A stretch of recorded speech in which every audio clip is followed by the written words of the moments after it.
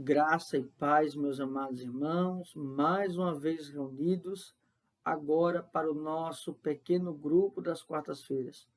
Louvamos ao Senhor, porque Ele tem nos concedido a tecnologia e podemos achegar até os amados irmãos com a palavra de ânimo, vigor, coragem e esperança da parte do nosso Deus.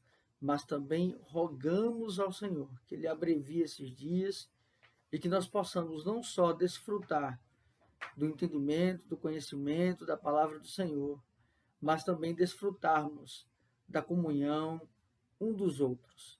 Meus amados irmãos, como os irmãos bem sabem, esse nosso estudo está sendo gravado, mas os irmãos podem estar interagindo conosco aqui no chat do YouTube, bem como também no nosso grupo do WhatsApp.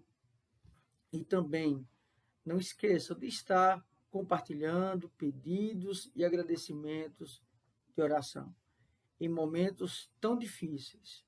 É importante que estejamos sempre nos lembrando um dos outros e levando ao Senhor pedidos e agradecimentos de oração dos nossos irmãos, na certeza de que o nosso Deus ouve nossas orações. Meus amados irmãos, como bem sabem, nós estamos intercalando estudos em nosso grupo nesse segundo semestre. Nós estamos intercalando entre o Saltério, estamos agora no segundo livro do Saltério, o último salmo que vimos foi o salmo de número 44. Nós também estamos intercalando com a carta do apóstolo Paulo aos Efésios e também, e para hoje, com o livro do profeta Oséias. Tem sido momentos preciosos, momentos que o Senhor tem nos ensinado bastante através da sua palavra. E o motivo pelo qual nós intercalamos é para que os amados irmãos estejam mais familiarizados com textos distintos, com formas distintas, de podermos então vislumbrar aquilo que o Senhor tem a nos ensinar e a nos moldar através da sua santa palavra. Meus amados irmãos, para hoje nós vamos estudar Oséias capítulo 2, dos versos 2 ao verso de número 26. Oséias, que é um profeta menor, não pelo grau de importância, mas pelo conteúdo, pelo tamanho do livro. Ele que fala ao Reino do Norte, fala a Israel, e tem como intuito principal falar acerca de um Deus que é santo, de um Deus que é justo, mas também de um Deus que é amoroso e que não se esquece do seu povo. Oséias, que também está relacionado à tratativa em relação à fidelidade de Deus, independentemente da infidelidade do povo. E vimos que este profeta, ele vai anunciar, não com palavras, mas sobretudo com um exemplo prático, ou seja, Oséias é um sermão prático, porque sobretudo ele vai contrair matrimônio com uma prostituta. Então nós vimos isso no estudo passado. Vimos então que deste relacionamento saem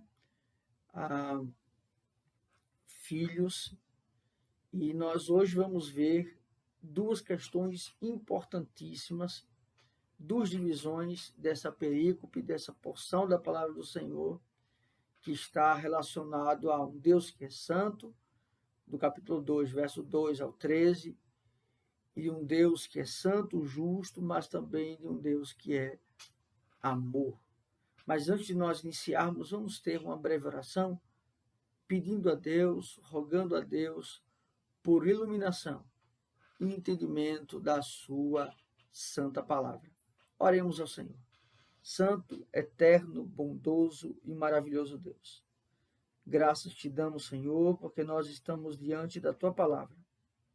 Fala, Senhor, aos nossos corações, ilumina, Senhor, as nossas mentes, para que saibamos qual seja a boa, perfeita e agradável vontade do Senhor. É assim que nós oramos. Em nome de Cristo, nós já agradecemos. Amém. Meus amados irmãos, uma das grandes dificuldades em um relacionamento é, com certeza, a conservação, a perpetuação do amor. Ou seja, este sentimento que nos motivou a, então, para aqueles que são casados, que motivou os irmãos a estarem e a escolherem a pessoa que hoje vocês convivem.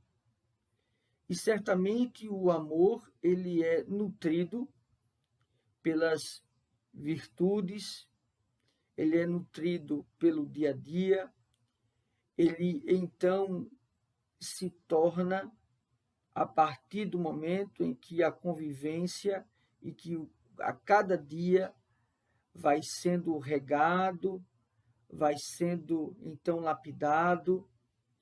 Mas percebam que o que Oséias vai nos ensinar nesta perícope é o amor que nós então vamos encontrar no Novo Testamento, chamado do amor ágape, o amor incondicional. Ou seja, nós não amamos por causa de, mas amamos apesar de. E esta faz toda a diferença em uma relação. Ou seja, a minha atitude em cuidar de alguém, em me preocupar com alguém, em zelar por alguém, em fazer muitas coisas por alguém, não é pelo que ela é ou pelo que ela faz, mas é apesar de quem ela é e apesar do que ela faz. Então perceba que este amor incondicional, ele é justamente o amor de Cristo para com a igreja.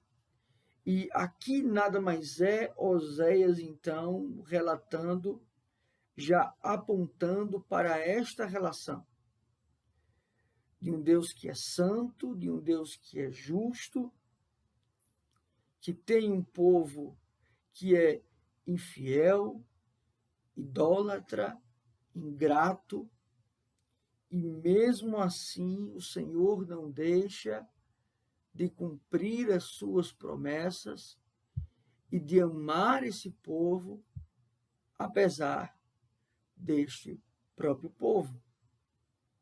Então, como nós bem já falamos, este estudo está dividido em duas partes.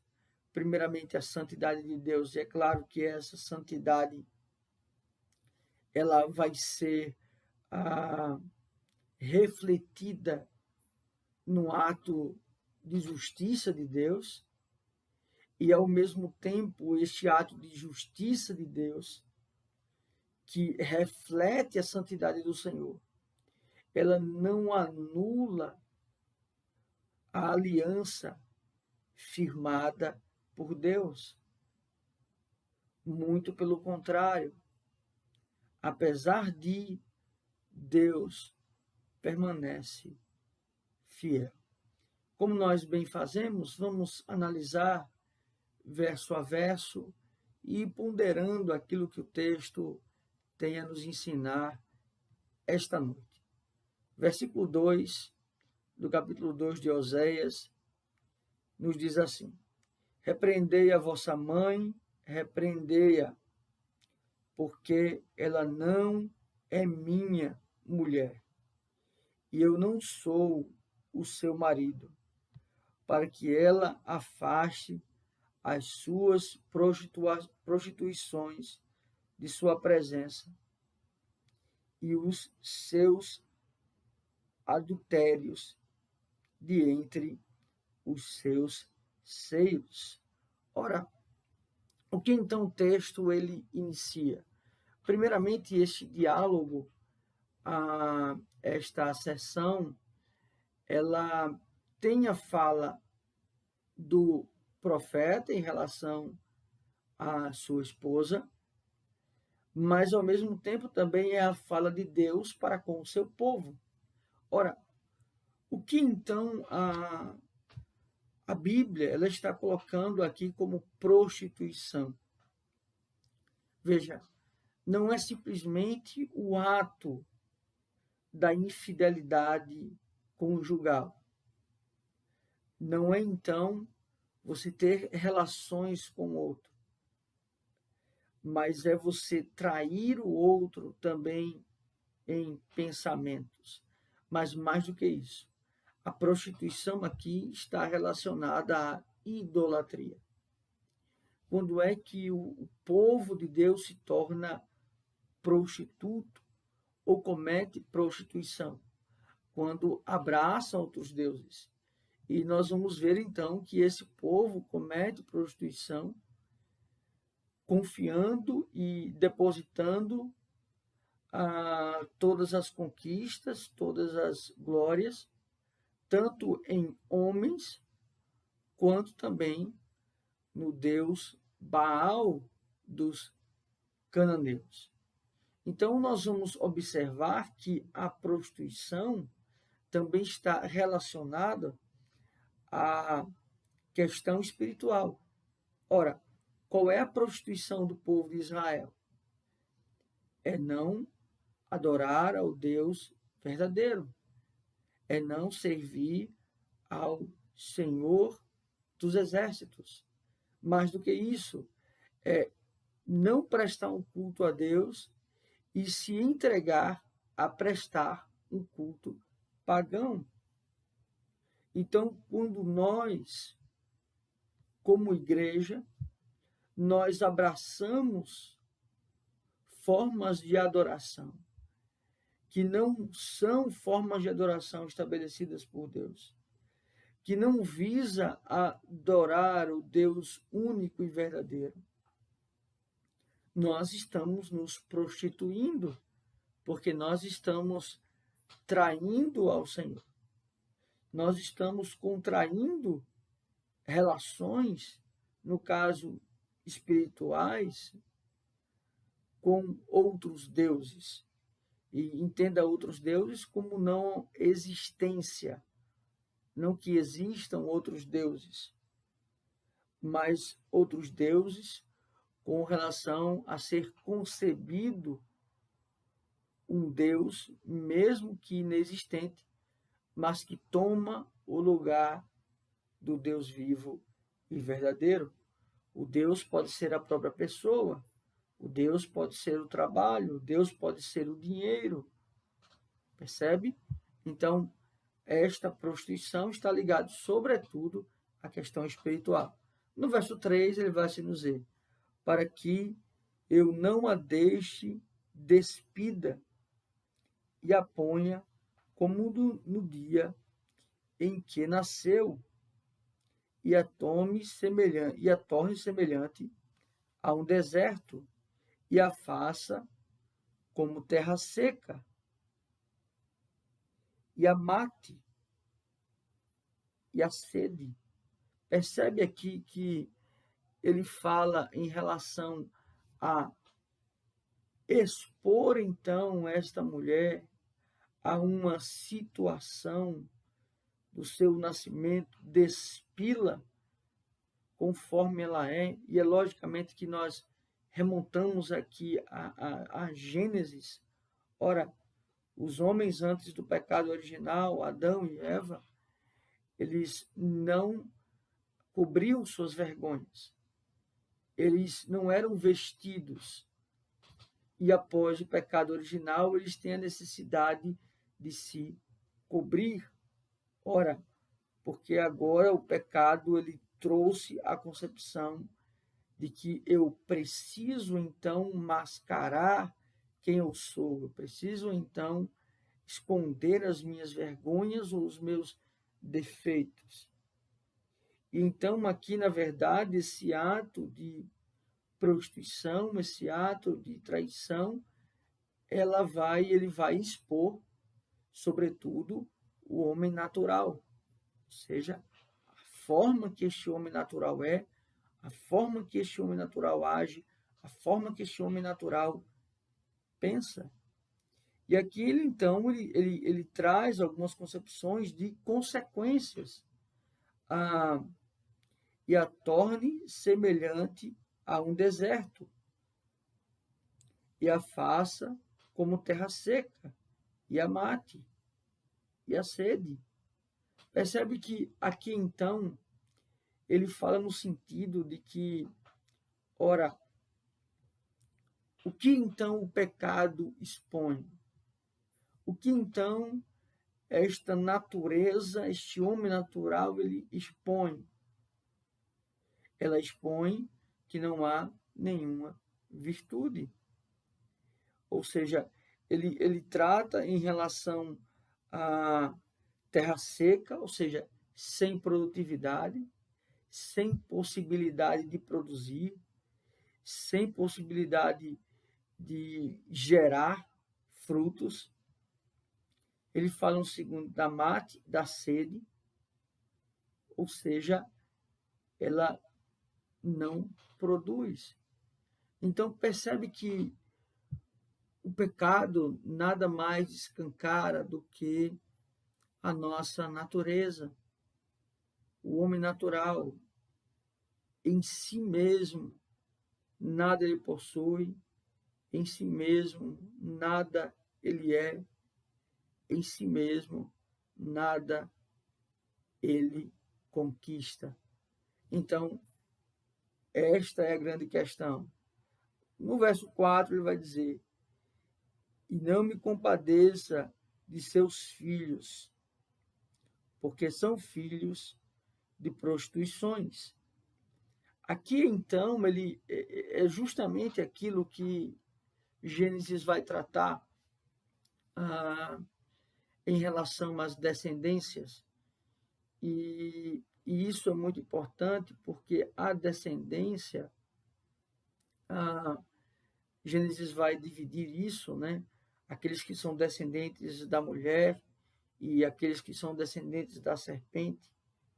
Ou seja, para aqueles que são descendentes da serpente não há esperança. Para aqueles que são descendentes da mulher, há então a esperança, esperar o Redentor, esperar o Salvador. Então, quando ele coloca esse sentido de prostituição, é o seguinte: olha, se não houver uma mudança, uma transformação, uma modificação, deixar justamente deixar esse estado pecaminoso, esse estado de traição para com Deus e ser convertido dos seus caminhos, este é o caminho desta geração, sem esperança. E nós temos, às vezes, dificuldades, principalmente porque o arminianismo nos traz algo errôneo. Por exemplo, nós, de fato, temos que pensar que precisamos ser convertidos, de que é necessário crer, mas também sabemos que isso não é um ato do homem natural. Então, não é errôneo nós pensarmos em uma rejeição do verdadeiro Deus, do verdadeiro Evangelho. Ora, por que o homem rejeita o verdadeiro Evangelho? Porque ele não foi regenerado. Porque a única opção do homem natural é realmente rejeitar. Então, aqui ele trabalha essa descendência, ou seja, não haverá esperança para esta geração que caminha como uma geração que é a geração da serpente. No verso 5, ele vai dizer: pois sua mãe se prostituiu, aquela que os concebeu. ouve-se torpemente, porque diz: irei atrás de meus amantes, que me dão o meu pão e a minha água, a minha lã e o meu linho, o meu óleo e as minhas bebidas. Percebe que aqui então ele coloca o motivo pelo qual desta prostituição, o interesse pelo qual então esta mulher ela vai para com os amantes, ou seja, para obter algo, para ter algo, para possuir algo, para ser suprida por algo. E nesse sentido, também aí negar, sobretudo, o Deus da providência. É não crer que Deus provê as nossas necessidades, que Ele é suficiente para nós. Mas aqui, então, ele está se referindo a quando esse povo de Israel, abraça a Baal, e eles começam a, então, oferecer culto a Baal, e começam também a reconhecer que o que eles têm, o que eles possuem, veio de Baal. E esta prostituição também tem a ver com a forma litúrgica, como então era composto estes cultos. Ou seja, o culto também é recheado de promiscuidade. Ou seja, tanto homens quanto mulheres, enfim, rituais pagãos e rituais pecaminosos. Percebe? Então, ele fala dessa necessidade. Então, perceba o que é o pecado.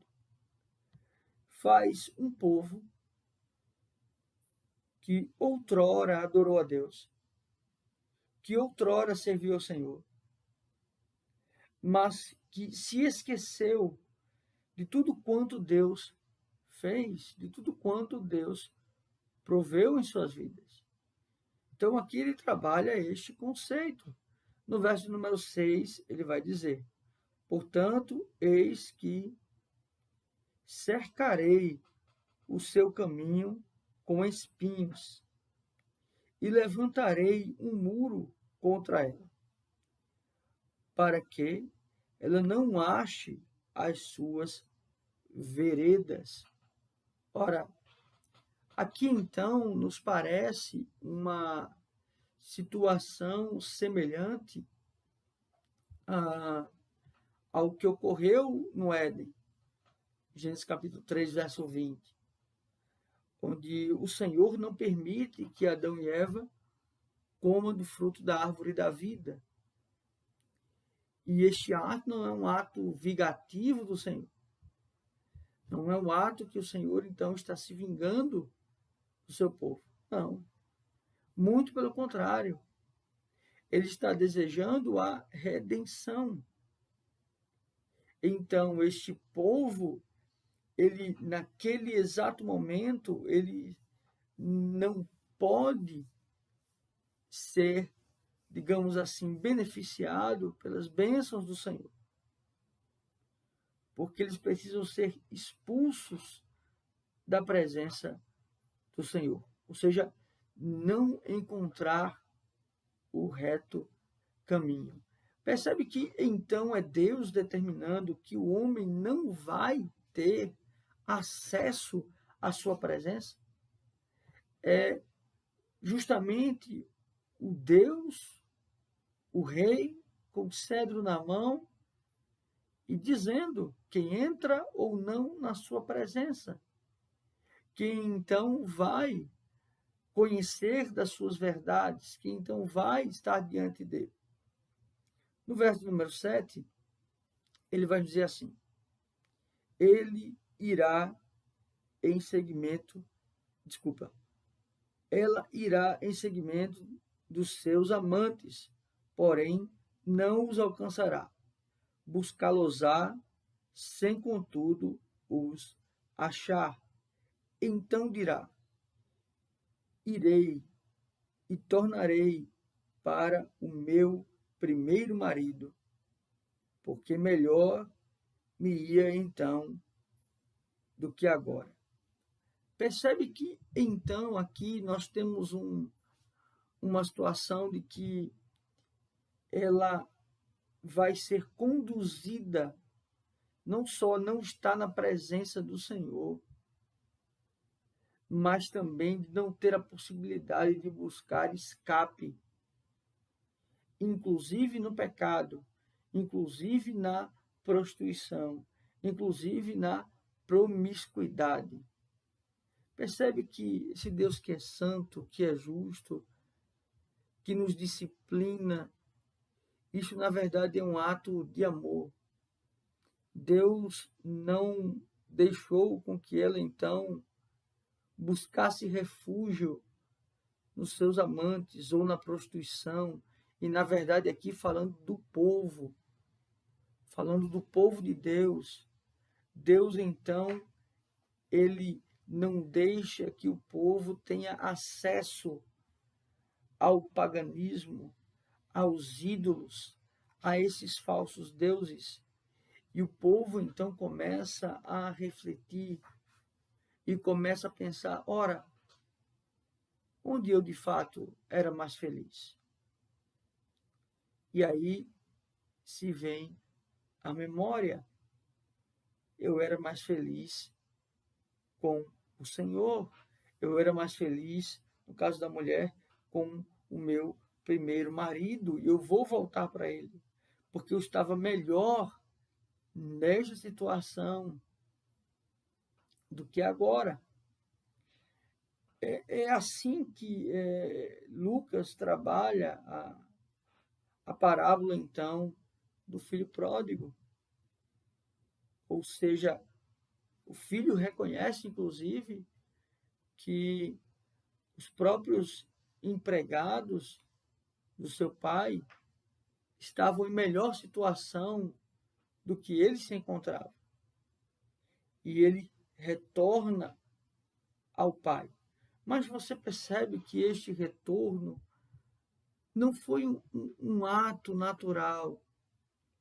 Deus precisou, então, agir para que esta consciência viesse à tona. No verso 8, ele vai dizer: ela, pois, não soube que eu é que lhe dei o trigo e o vinho, e o óleo, e lhe multipliquei a prata e o ouro, que eles usaram para Baal.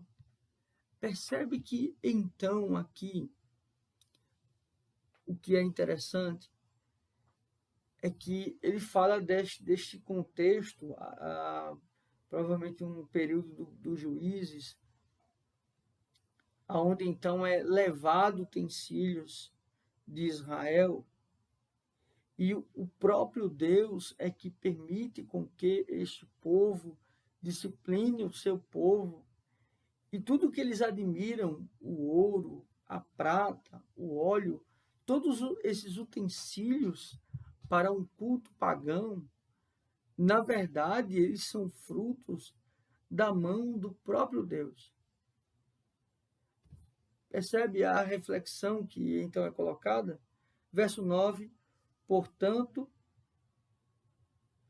tornarei-me-ei e reterei o seu tempo, o meu trigo e o meu vinho, e arrebatarei a minha lã e o meu linho, que lhe deviam cobrir a nudez. O que então o Senhor, por sua santidade, refletido na sua justiça, ele faz? Ele faz com que então eles não possuam mais estas coisas, inclusive vindas dos próprios amantes, porque os próprios amantes nutriam esta mulher com as suas necessidades. Mas o Senhor agora não vai permitir que essas necessidades sejam mais supridas. Ou seja, é a mão do Senhor pesando sobre esta mulher, no sentido do seu povo ou da sua igreja. Deus muitas vezes pesa a mão. Por quê, meus amados irmãos? Porque muitas vezes achamos que o nosso emprego, que o nosso carro na garagem, que a nossa casa, que os filhos estarem em uma boa escola, isto foi fruto dos nossos méritos, do nosso esforço, do nosso trabalho. Uma das frases mais errôneas que encontramos, por exemplo, no meio de empresas comerciais, ela nos dizer: nada supera o trabalho. Ou seja, uma ideia de que é o seu esforço, é a sua vontade, e se esquece de Deus, dos méritos do Senhor. É o Senhor dando o ânimo, é o Senhor dando a perseverança, é o Senhor dando a força, a inteligência, a consciência. Tudo isso nós esquecemos. Nós então começamos a achar que tudo isso foi fruto de nossas conquistas. Verso 10 vai assim nos dizer: agora descobrirei as suas vergonhas aos olhos dos seus amantes, e ninguém a livrará da minha mão. Farei cessar todo o seu gozo e suas festas de lua nova, os seus sábados e todas as suas solenidades. Devastarei a sua vide e a sua figueira, de que ela diz: esta é a paga que me deram os meus amantes. Eu, pois, farei delas um bosque, e as bestas feras do campo as devorarão. Percebe que aqui, então, ele está trazendo a concepção de que haverá devastação sobre este povo. Esta mulher, ela então será devastada. Ela não terá as suas necessidades. Na verdade, o que o texto traz é que o pecado, e Deus, ele então pune o homem, ele castiga o homem, ele disciplina o homem. O Senhor, ele rompe, ele quebra todos os nossos pseudo-alicerces. Primeiramente, o alicerce que é quebrado aqui, justamente é esta relação, ou esta confiança em homens, ou em deuses, ou em si mesmo. Uma outra concepção é que algo que também nos faz ser iludidos, que não só é a confiança em falsos deuses, em falsas doutrinas, em homens ou em si mesmo, é a ilusão da felicidade, ou da felicidade momentânea. É a ilusão do prazer, que é efêmero, que é passageiro. Até isso, então, é tirado, porque, meus amados irmãos, quando, por exemplo, há uma traição conjugal, o prazer é momentâneo, a alegria é momentânea. São minutos de prazer, mas as consequências, elas são terríveis para a pessoa, para a família, enfim, e até mesmo este prazer, este outro alicerce, esta outra felicidade lhes é tirada.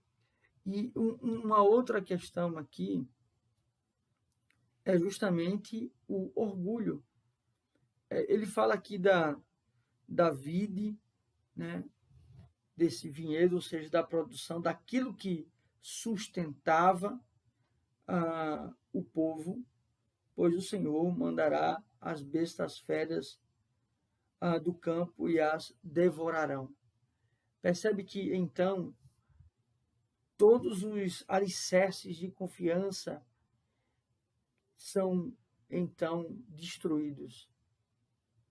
Ou seja, a confiança em si mesmo, o prazer ou a felicidade, e de onde se retira o sustento ou o orgulho.